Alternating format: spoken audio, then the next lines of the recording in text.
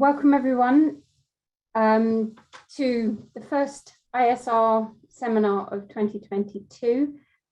We have two fantastic speakers with us here today. We have Matt Winning and Katharine Hayhoe. I'm Juliet May. I'm an Associate Professor of Energy, Resources and Development here at the ISR and Deputy Director.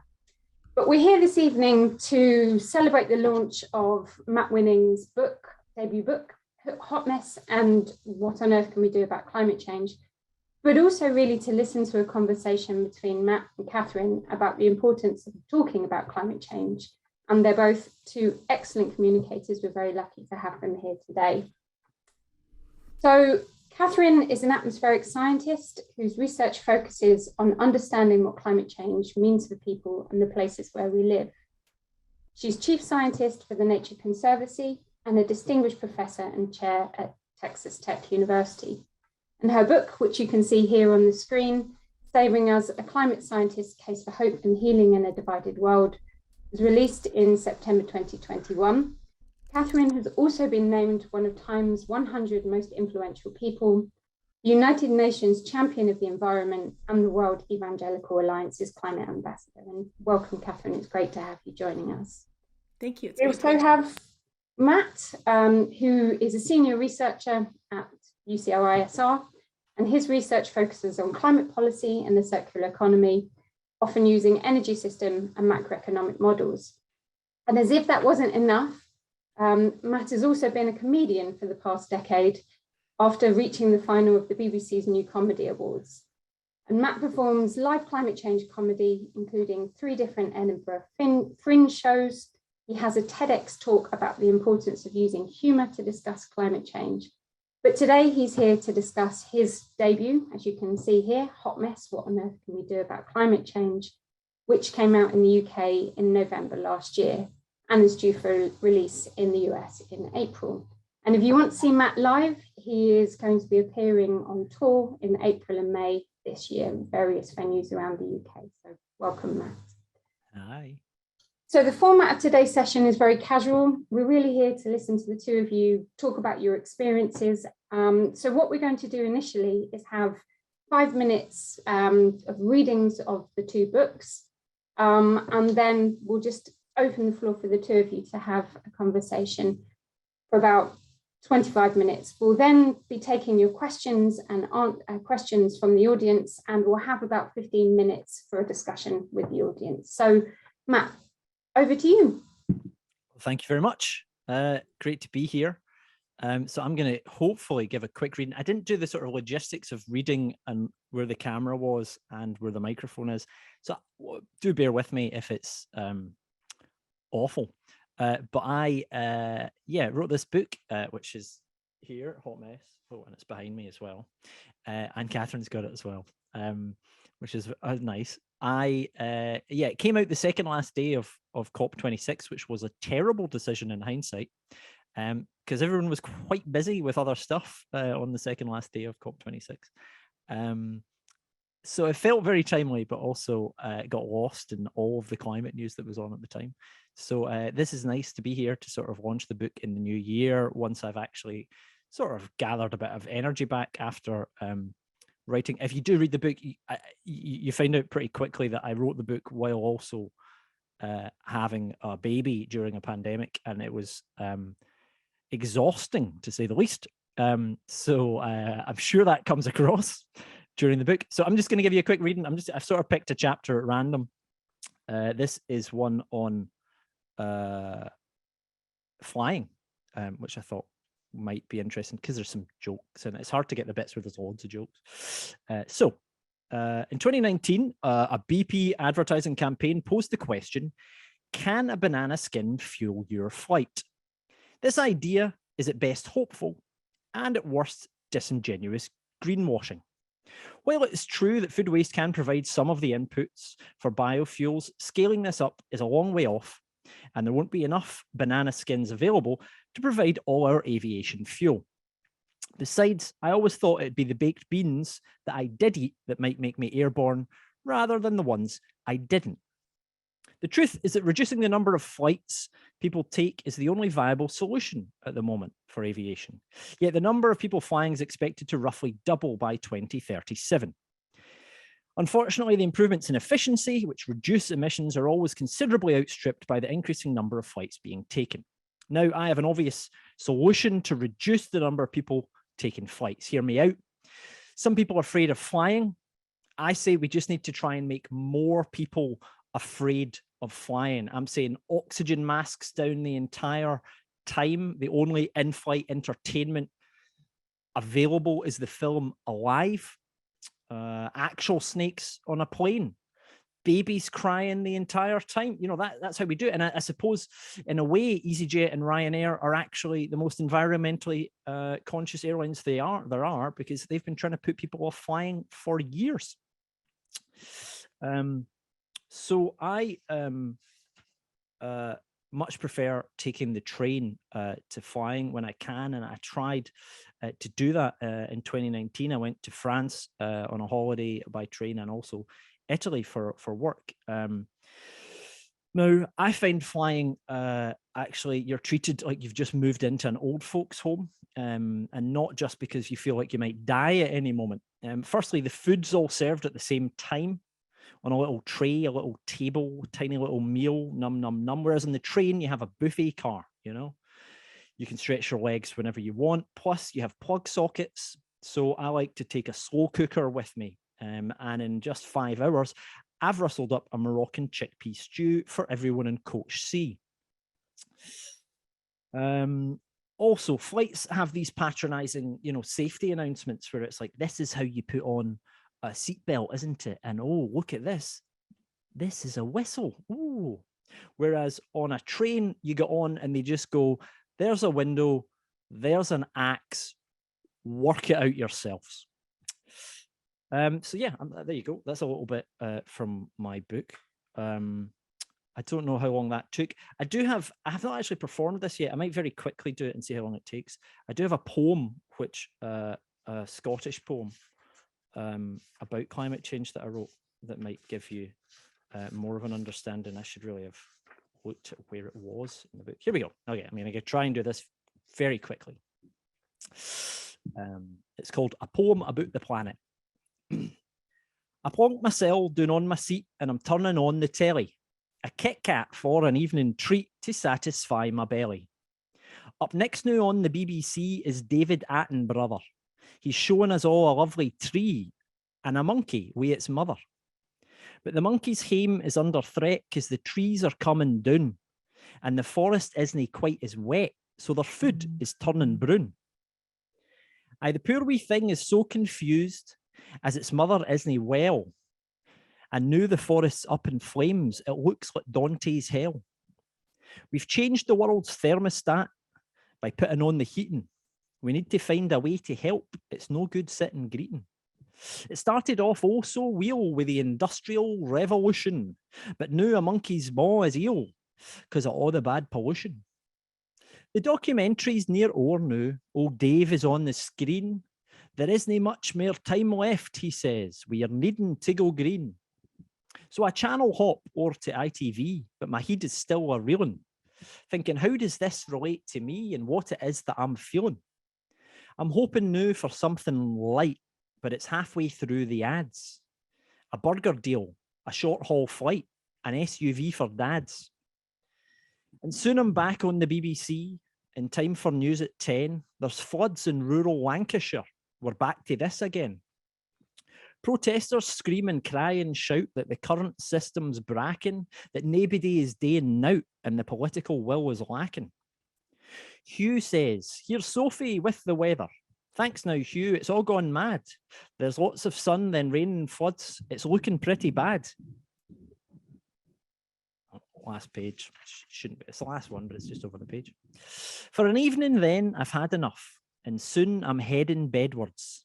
Still thinking about this climate stuff and how I love Hugh Edwards. And for American listeners, Hugh Edwards presents the news in the BBC. Okay, thanks very much. That's a little bit from me. You can see there's sort of some facts, some nonsense. I will hand over to Katharine now. and I'll stop sharing my screen. Absolutely. So what's really interesting to me is the fact that Matt and I wrote our books for the same reason. It's because as climate scientists who study the future, we are constantly asked, what gives you hope? Or the other side of that, are we screwed? And what can I do about it? And how do I talk about this issue? So I wrote a book called Saving Us. It didn't come out during COP. It actually came out during Climate Week in September. And I'm going to read you a section that takes place in London, since this event has been hosted by UCL. So I did a TED Talk back in December 2018 called The Most Important Thing You Can Do About Climate Change is What We Aren't Doing, which is talking about it. Because how do we do anything about anything if we don't talk about it first? It's not sufficient, obviously, but it's a necessary first step. It's like it knocks over the first domino in a long trail of dominoes that lead us to a better future. So I did my talk in December 2018, and then in May 2019, I was visiting the UK, and when I travel, I bundle all my trips. So I stay in one place and I take the train out to multiple events. And actually, COVID caught me in the middle of one of these events. I had 18 events lined up to do in Ireland and Scotland in 11 days. That's the type of bundling I do. And the very last event that I did was one that Maddie and I did together in Scotland at Edinburgh Castle when COVID was just shutting down everything. And in fact, it was probably the last event in Edinburgh. It was on a Sunday evening. They nixed the audience, but they still recorded and live streamed the event, and then COVID shut down the world. So before that happened, I was in London, and I was giving a talk at the London School of Economics. It was about my 7th event of the day, and so I was pretty tired. I was heading back down the aisle of the underground lecture hall, looking forward to putting up my feet and getting a nice cup of tea, when an older man named Glyn approached me. He said that he lived in Wandsworth, a borough of London, as you know, and he had taken the train in specifically to hear me talk because he had watched my TED Talk about how the most important thing you can do about climate change is talk about it, and it had inspired him to have conversations about climate change with people in the borough where he lived. I was amazed because hearing that something I've done has made a difference, even to one person, is why I do what I do. I sometimes get discouraged, and his words meant more to me than he knew. But he wasn't done yet. He had started to keep a record of all the people who joined in with these conversations. He said, would I like to see it? Of course, I said, surprised. I'd never seen anything like that before. So he reached into his leather satchel and he pulled out a stack of papers. I had been expecting about 70 or 80 names. I mean, TED Talk came out in December. It was now May. But his list recorded over 10,000 names. And now it's upwards of 12,000. 12,000 conversations about climate change in a single London city borough, all because of one man watching a TED Talk about how important it is that we talk about why it matters and what we can do to fix it. And at that time, the borough had just voted to declare a climate emergency because of all the conversations people have had. They've also divested from fossil fuels, they invested in renewables, and just before COVID, they announced they'd be spending £20 million on their new environment and sustainability strategy. So when people say, what gives you hope and what can I do? My answer is action gives us hope, and action begins with doing what many of us are not doing, which is talking about why it matters and what we can do to help fix it in the place where we work, in our university, in our neighborhood, in our city, in the organization that we're part of, whether we are a member of something like the Kiwanis Club or the Rotary Club or the Lions Club, or whether we are part of a group of people who play ultimate frisbee or rugby or ski or fish. Whoever we are, we're already the perfect person to care about climate change. And when we connect with others who care about the same places, the same things, the same people we do, we can help them see that they're also the perfect person to care. Thank you. Thank you both very much. That was absolutely brilliant. And you can see lots of chat already in the Q&A and appreciation of both your approaches. So I'm going to step back now and leave you both about 20 minutes to just have a chat about your experiences. If the audience would like to put their questions to Matt and Katharine in the chat, in the Q&A rather, we'll come back to those in about 20 minutes and try and answer as many of them as we can do. So over to you both. Thank you, Julia. So I listened to your book on Audible because I knew that you'd be very good at presenting it, because you're always incredibly upbeat and positive. And I thought, well, that's what I absolutely need in my life. So I'll mostly listen. The problem was I listened to it often before going to sleep. So I'd listen for like half an hour and then I'd fall asleep, and then I'd have to go back the next day and listen to the next bit. So I sort of probably took twice as long as I needed to. But I've been doing that for, probably took like a month or something. But I had some questions. Obviously, we can just chat generally about whatever, experiences. But I did have some questions that I wrote down. And yeah, I should say, so Katharine mentioned there briefly as well. So the last event before COVID essentially shut down the planet. Yeah, we were both together that was where we first met, which was in Edinburgh Castle, I think in March 2020. And it sort of kept going from like, oh, there's going to be 200 people to there's nobody to Katharine might not be making it back home ever again. And then basically the world was shut down for about a year and a half, and then we met again at COP26 briefly in Glasgow. So we've met in Edinburgh and Glasgow, which was nice. Places where I've spent a lot of time. And so and let me tell you a piece of trivia that nobody knows. Oh, nice. This is really interesting. It relates directly to what you just said. So my real last name is actually not Hayhoe. It's actually Scott. And the reason why my surname is Hayhoe is because of the last global pandemic, the Spanish flu. Oh. Both of my great-grandparents lost their lives in their early 20s from the Spanish flu. And my grandfather, whose name was Richard Scott, was adopted by his aunt, who married a Hayhoe. Oh. So a pandemic is actually responsible for me not sounding more Scottish than I do. So there's definitely a connection there. Yeah, pandemics in Scotland. There's something going on. So yeah, my question. I wrote some stuff down, so let me ask it. So one of the things that I really loved in your book was the examples that you gave about, and you talked about it briefly there, which is like almost talking to people on their terms, on about who they are, finding out who they are. So there's one example where you give about a man at a Rotary Club, where you looked at the Rotary Club's 4-way test and you changed your talk at the last minute so that it was focused basically on the values that these people already had that you were about to give the talk to. And then there's another one about a woman at a Texas water conservation meeting as well, who you basically gave a talk but without using the words global warming or climate change, and then she came up to you at the end and said, those people who talk about global warming, I don't agree with them at all, but what you just did makes complete sense. So my question was, do you think you would make a good undercover detective? Because I think what you're really good at is thinking about how other people work, and then and how other people think, and then sort of blending in enough with them to be able to create. So that was hopefully a humorous question to start, but do you think you would have made a good... That is a great question. I have never considered that as a career. If I quit climate science, I think I would go open a yarn shop. But very far away from that.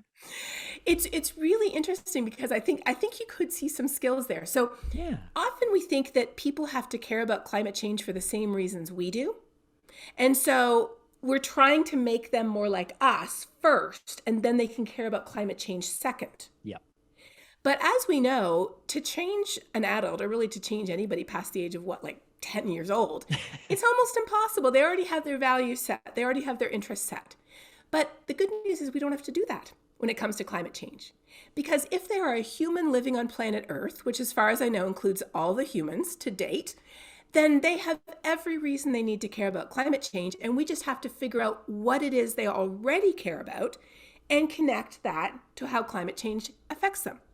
So you and I are both skiers, and that's part of why we care, because we want our children to be able to enjoy what we have. Yeah. And you mentioned, you want to still be able to take the train to go skiing. And I want to still be able to drive to where I go skiing in New Mexico. And they've had some very bad years recently at some really amazing ski places. Somebody else might hunt. I don't hunt. But if they hunt, they have every reason to care about climate change because it affects that. Or if they fish. Or in my book, I talk about how we can connect what we do to knitting, to loving beer or wine, to whatever it is, whoever it is, who we love, where we love, what we love. You can connect it to climate change. And that's a lot different than trying to change who somebody is. Yeah. But where did that come from? I think I spent part of my time as a child growing up in Colombia in South America. And I remember really consciously trying to sort of fit into a very different culture, because especially when you're, a young teen, you want to feel like you're part of it. So I think that was when I first sort of put out my feelers to see, what do other people care about? What sort of makes them tick? And how could I understand that better? That's good. Yeah, it's a really important skill, I think, in general, but clearly it's something that I think I've noticed that you have naturally do, or were sort of trained to do as a child, because I think it's something that's maybe missing a lot from, not necessarily from science, but just in general, how education is teaching people to listen rather than debate or something like that is probably a skill that's missing there. Yeah, that's really interesting.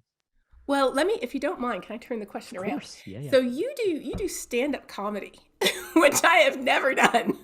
How do you sort of put that into practice to relate to your audience? How do you sort of use that technique? So, I mean, so I think, first of all, I did think about this a little bit earlier today as I was making lunch, because I thought, I actually tried to look inward slightly and be like, why do I do this a little bit? And I think you're really, what you do is very, well, no, I think what we do is quite similar in the way that we talk about it. I think I would feel uncomfortable in front of people being genuine, if you know what I mean. I feel like there's probably I don't know if it's a British or Scottish thing or a male thing, I'm not entirely sure. But, if I just was like, I really care about this, and this is how, and I'm not saying that that's how you or anything come across, but, you get a lot of people who are very sort of open about how they feel about things. So I think comedy is a way of talking about what I care about, but by being very self-deprecating and very, flippant about it at times. I think that's a way of me communicating without feeling uncomfortable about how I communicate it. And then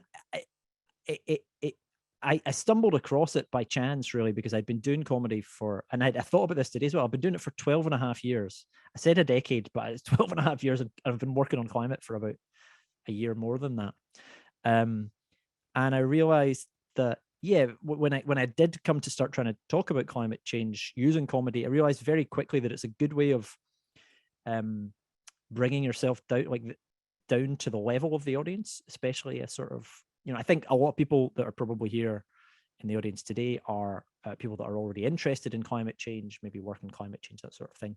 I try to do shows, say at festival, comedy festivals, to audiences, and I tried to get people who are not necessarily interested. So I'm trying, the main goal is to try and speak to, and I think you do similar things when you go and speak to churches or whatever.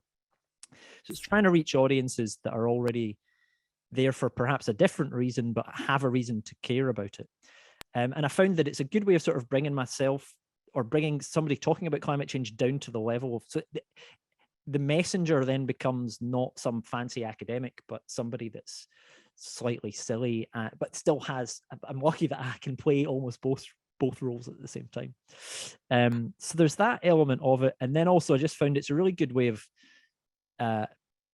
keeping people's attention. Because they have to, and I think you maybe said that as well. You feel like you might miss something when people are telling jokes. You feel like you have to pay attention, because otherwise you might be the only person in the room who's not laughing at something, and nobody wants in that social situation to be the one that doesn't get it.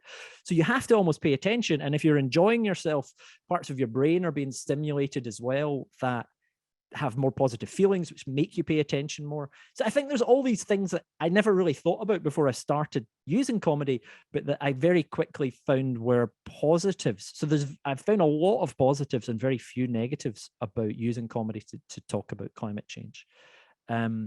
So yeah, it's almost like an extra. I don't think it's like you wouldn't use it to necessarily. But actually, I found even like, so the reason when I started getting into climate change, it was probably, as with a lot of people in the mid 2000s with Al Gore's An Inconvenient Truth, was the first time that I kind of saw something and went, oh, like, and he always tells jokes at the starts of his talks and films. You always see him, like, pretty much everything I've ever seen him do is always very self-deprecating at the start. And then obviously gets a bit more serious, and then there's a bit more point. And I think that's what, life essentially is. There is the comedy, and there is and if you come at it from one angle, maybe I come at it slightly from too much of a comedy angle at times to have that balance. But I do try to, if I've got a longer, if I'm talking for 40 minutes or an hour, I will sort of try and balance it out and make it a little bit more nuanced, shall we say. Well, and I think you do a great job of that in the book. Like I shared with you earlier, you've got a lot of science in the book. You've got a lot of numbers and facts and figures, but you intersperse it with these little asides to where you have to read the whole paragraph, because otherwise you're going to miss the joke that's embedded in the middle of the paragraph. And so that's why I read half the book and I listened to half the book. And I felt like when I listened to it, and you read your own book too, as I did, I was able to get the jokes better, because I think that comedy is better delivered verbally. So if anybody hasn't read your book yet and they like audiobooks, I would recommend listening to the audiobook. Yeah, a few people did ask me, they were like, oh, are you going to get someone else to do your audiobook? And I was like, I don't trust anyone else with any of my jokes. I know how they're supposed to go. And I was, so the other thing I was going to ask you was, both you and I do something that has been fairly time intensive for us, which is go around talking to groups of people. How does it feel now that you've written a book that you can just point towards that and tell them to do the work? Is that a good feeling? It definitely is. The reason I wrote that book, again, is for the same reason you do, because it answers the questions that I was answering again and again. It got to the point where I was doing about 100 virtual talks a year, and then, plus the ones that I do when I bundle when I travel. And it was getting to the point where I was answering the same question every night. And just being able to have a book and saying, here's a really, well-considered answer to your question. Please check it out.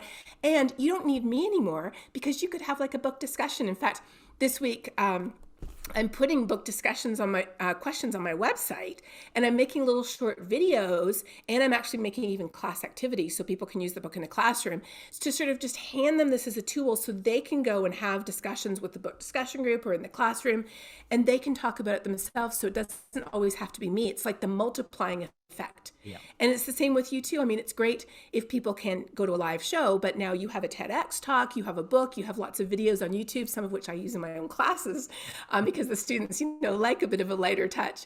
And there's so many different ways that we can spread information now. It doesn't have to be one-on-one.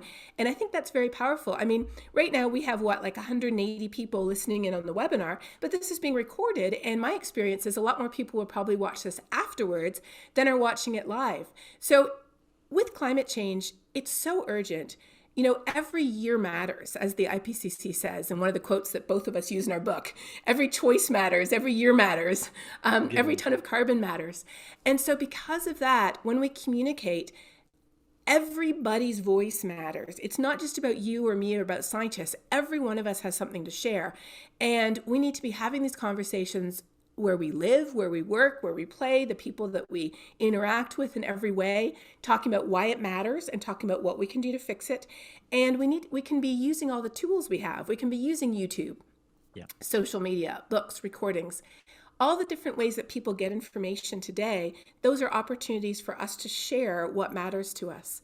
And yes, I know that a single cat has more followers on Twitter than all the climate scientists in the world put together. We have a long way to go, but we can still use all of these tools, every single one of us, effectively to, reach other people, to share, again, why this matters and why action is so important right now, as soon as possible.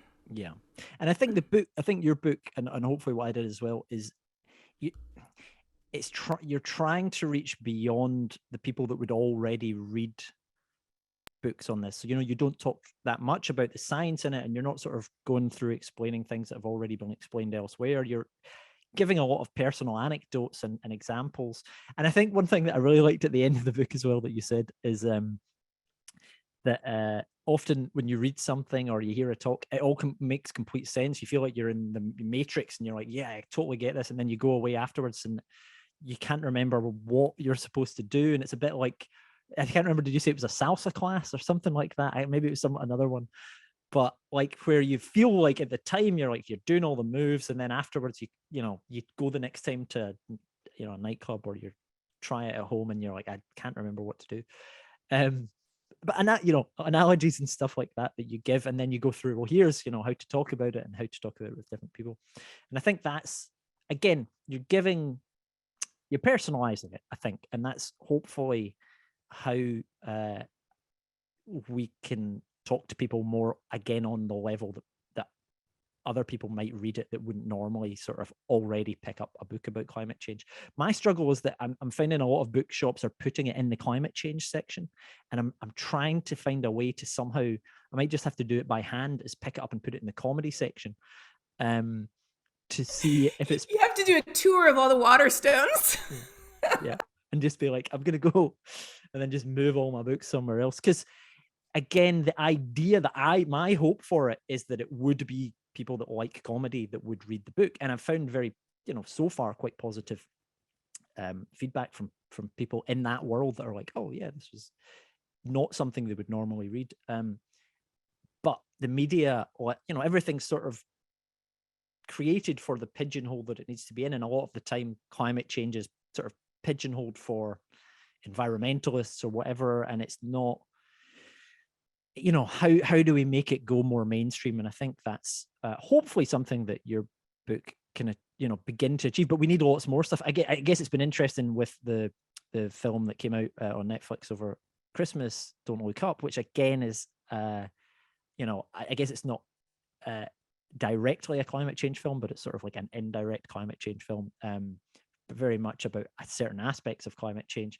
And again, that's hopefully reaching audiences that otherwise wouldn't be reached on this. And we need more, in my opinion, more of that in all different types of arts and media, and think how do you get it to people into their homes. In fact, I was going to say this earlier on when you were talking about skiing and other things that we already care about. One thing that I didn't get to talk about in the book, I just ran out of time with a lot of things, was sport, which I think is, most people care about sport or music or something, have a passion at least for one of these things. And again, climate change is massively impacting those areas, and those areas can really sort of magnify, I think, the messages around climate change. Well, and we have a colleague too, Mark Maslin, who's one of the people who I think endorsed your book, and he engages on sport. And so he actually had a football match, I think, just before COP, where he had a lot of... I played in the football match. Oh, you okay? Well, there you go. There you go. It was so tell us briefly about that, because I thought that was a great idea. It was it was great. It was a football match but it was on like a proper full-size football pitch with ex-professionals.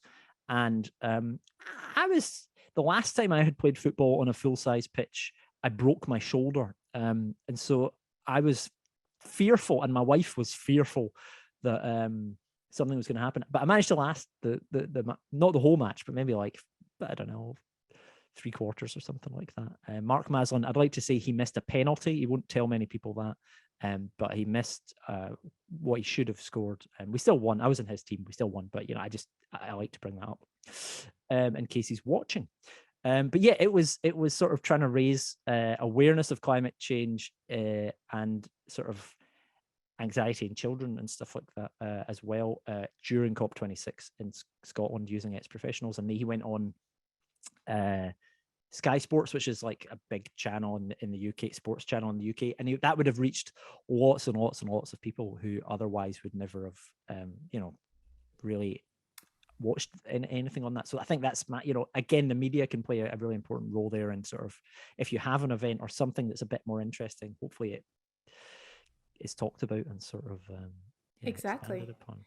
So like for example, whenever I'm asked to, if I'm asked to, write an article for Good Housekeeping magazine, I would much rather do that than write an article for like Tree Huggers United or something like that, because those people are already on board. They already understand. They already know. But the Good Housekeeping group, or like the sports group, or the fish, or my husband and I were talking about golf the other day. He said, I read golf magazines and I haven't seen an article on climate change in a golf magazine.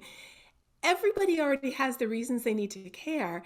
And this climate change is a threat multiplier, as the military calls it. It affects every aspect of our lives. And so it is the most mainstream issue of our civilization. It is literally, will our civilization survive or not? Depends on whether we tackle climate change or not. And so in that sense, it should be in every section of the bookshop, in every magazine, in every type of documentary, everywhere. Yeah, absolutely. There should not be a climate change section. It should just be in every other section. I do apologize. My son is crying in the background. I'm not entirely sure what's happened, but his teeth are hurting him quite a lot at the moment. So that's, working at home it was 8 months of writing a book while having a crying baby and getting about 4 hours sleep in a row. So yeah. But yeah, no, you're absolutely right. It's interesting how much the media, with golf. So as you said, yeah, golf makes a lot of sense to me because, middle-aged white men, that is the demographic that needs to be reached a lot on this, and that make a lot of decisions. People that play golf make a lot of decisions in the world. If I think that's fair enough to say. Absolutely, that's who needs to be thinking about this. And I'm sure like coastal erosion, I can instantly, I'm already like, yeah, golf. Must be a huge part of it. Oh, and in some places it's even too hot to play in the middle of the day already. Well, we have a lot of great questions coming in. Should we turn to taking some of the audience questions? We have a lot of good ones. Julia?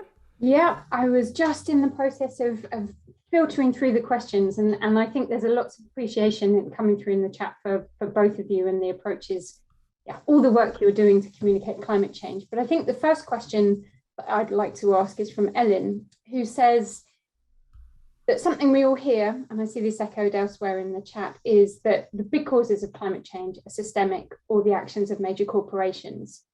And therefore that putting the blame or the responsibility on us as individuals is unfair and obviously not tackling the root causes. So a question to you both about how you motivate yourself and others to make those sacrifices in our own lives. So the flights example that you gave, Matt, when individually these sacrifices make so little impact, and whether you just wind up feeling guilty most of the time. Well, this is such a big issue, and I'm so glad you brought this up, that I actually wrote a whole chapter in my book about guilt. And it was the hardest chapter to write because this is something we all feel. And I actually started off with telling a story about how I was at a meeting of religious leaders a couple of years ago in Austin, Texas, where they were talking about how to really engage religious communities, which is a huge part of the world, on caring about this issue, because every major world religion has tenets of caring for creation or being good stewards of nature and caring for people who are suffering. And those are the people who are, the poorest and most vulnerable people in the world are most impacted by climate change. So we'd been going around and around for all morning. And finally, by mid-afternoon, one Catholic guy had had enough. And he just thumped the table and he said, "The answer is clear. Just tell everybody it's a sin. Turning on your car is a sin. Everybody is sinning." And here was my reaction. So I live in a place that doesn't have public transportation. And I thought to myself, so when I take my son to the doctor, that's a sin. When I go to work to earn a living, that's a sin. When I go to church, that's a sin. It just made me want to go out to the parking lot and find the biggest Hummer that I could. And I was in Texas, so I'm sure I could have. And just drive circles around him, leaning out the window going, "Sitting, I'm sitting." It didn't make me want to change. That guilt made no difference. So if somebody else guilts you, often it just makes you want to just dig in your heels. If you guilt yourself, it just makes you feel paralyzed, like there's nothing you can do. Guilt is the most unproductive emotion that is holding so many of us back from productive climate action. The reality is that when we began this unprecedented experiment with the only planet we have, it was back in our great-great-great-great-grandparents' day. And they didn't know what was going to happen as a result of that experiment, digging up and burning fossil fuels to power the Industrial Revolution.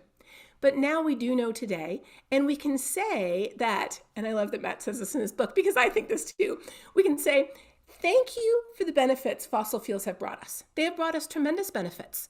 Think of the quality of our life. Think of the fact that we live twice as long now as we did before the Industrial Revolution. Think about what the life of a woman was like before the Industrial Revolution compared to now. We can express gratitude for what fossil fuels have brought us, but we can recognize that now is the time to move on, and we need to change the system. I am not out to change people's personal lifestyle choices because that's not going to fix climate change. I'm out to change the world. In order to change the world, we have to use the most powerful force we all have, which is not changing our light bulbs. It is not our diet. It's not even whether or not to have children, which Matt discusses in great detail in his book in a very excellent way. The biggest force we have to use that has changed the world before, and it will change it again, is using our voices to advocate for system-wide change. And part of how we use our voices, of course, is when we do things individually and we talk about them to other people. We don't hide it under a bushel. We share, wow, I'm so glad I didn't have to go to the gas station during COVID anymore because I have a plug-in car. Or, these Beyond Meat burgers are really delicious. You should try one too. So of course, individual actions make a difference, but the biggest difference they make is that they change us and they change others, and they encourage us to change the world. Yeah, I mean, I completely agree. I guess I'm not going to talk much because we could maybe get onto some more questions rather than me essentially just agreeing with Katharine. I mean, I try to make the point that, there are only a few areas in our carbon footprint that are luxuries as opposed to necessities. So as Katharine says, taking your child to the doctors, driving to work, feeding your family, none of these things are things that anybody should ever feel guilty about. And, I guess if you're doing things for luxury, then, it's just a bit of a balance there. You need to decide, well, should I be doing lots of this or should I be doing a little bit less than I normally would, and trying to find positives. But as you say, it's about doing more positive things, not doing less things that you enjoy. So, overconsumption by, certain parts of the population, wealthy parts of the population, I think are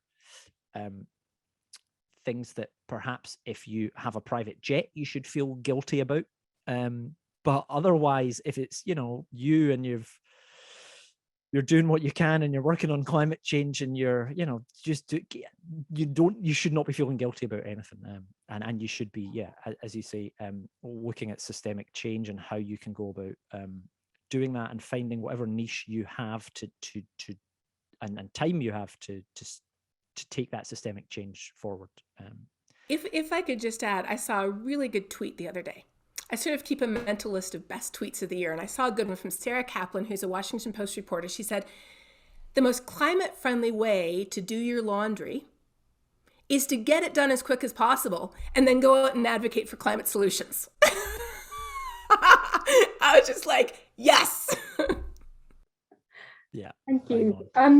So we've got kind of two sets of questions talking, I guess, about communicating to different groups. So there's a set of questions about how we engage with those who don't believe in climate change, and particularly about, I guess, the differences in communicating in the US, which, Katharine, obviously living in Texas, may be a big problem for you or a big issue, as opposed to in the UK. So I wondered if you could just share your reflections on that, and then we'll take the opposite question, which is, what do we do as climate scientists and others to communicate? I'll come back to that. Okay, we're using sign language here. So I live in Texas, and I live in a city that is actually the second most conservative town in the United States after Provo, Utah. Lubbock, Texas is number 2.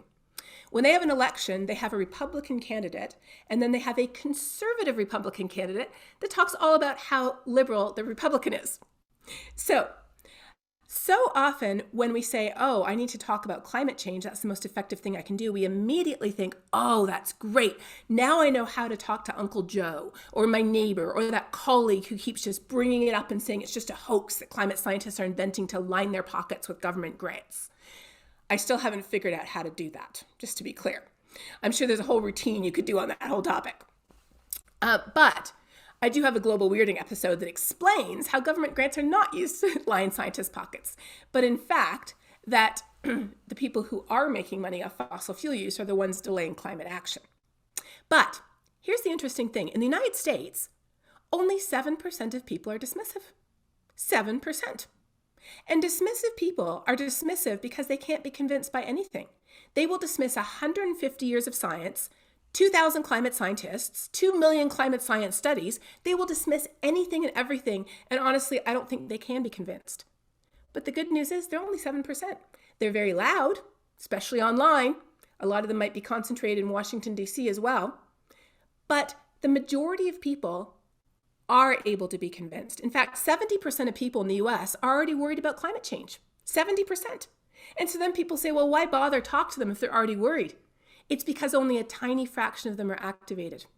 70% are worried, but 50% total are helpless and hopeless. They don't know what to do about climate change. So the biggest gap we have is not between people who do or don't accept the science. The biggest gap we have is between people who do, and who might even be worried, but they don't know what to do about it and they're not activated. And that's where our conversations have so much power, is to activate the people who are already worried, but who just feel helpless.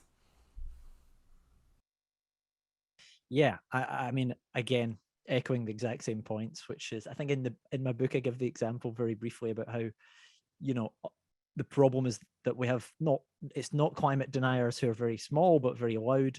It's people that are ambivalent or unsure about climate change. And I think I give the example that it's people that it's like finding out that there's sort of a new U2 album coming out, just sort of shrug their shoulders. And what we need to do is, make them concerned or alarmed as if they've found out that U2 album will be downloaded directly onto their phone, which was something U2 did a few years ago.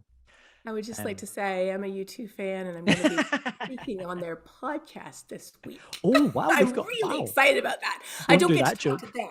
I'm talking to Don Kelly, but still. Oh, the U2 podcast. Excellent. Mm-hmm. I mean, I don't mind the music of U2. I don't like the idea that, they can just decide to be part of my life. Anyway, fair. Yeah, I completely agree. So yeah, sorry, Julie, was the other question was, what should we be doing as climate scientists? Yeah, there's been a few questions in the chat that are not from how do we communicate to those who don't believe or perhaps don't know what to do, but rather how do we communicate data to the general public? So will CO2e become a universally understood metric, or do we need more creative ways to engage? Matt, this reminds me of your graph example, so I'll go to you first. Oh, what was the graph example? Sorry, you're going to have to remember my joke for me. Muted. The example that you had of providing a graph that for us as climate scientists, we understand brilliantly, but that goes down like a lead balloon amongst your other audiences. Yeah. I had a joke about a sort of carbon tax thing and it's about how Captain Planet's perhaps the optimal level of pollution isn't 0, but I can't remember what it was, Y2, which is a joke about economists and how we communicate things, which is, people don't deal in X's and Y's or anything like that. They deal in numbers, and they have to be, I think percentage changes are quite good. People understand that, but also you just really need to communicate what the impacts of certain things are, because, the difference between 1.5 degrees and 2 degrees sounds like nothing. And, that's, we as humans aren't designed to then be worried about a small, 0.5% of it, half a degree of warming. But in actual fact, those are massively impactful changes that will happen in terms of Arctic sea ice, for instance, at those two different times. So So it's communicating things, and then it's making the connection to why Arctic sea ice is important to people's everyday lives in different countries. So it's always trying to bring it back around to not a number, but about how it links to somebody's life. And I often end up talking quite a lot about individual change in my shows at the start of the shows, but purely because it's a way of connecting with people's lives, because I'm trying to find a way into talking to people and about the things that they might do or see or relate to climate change. So driving is one, and food is another. And these are easy things to talk to people about and to make jokes about, because they are everyday shared experiences that we all have. Whereas, making low carbon steel, for instance, is just as important, but it isn't something that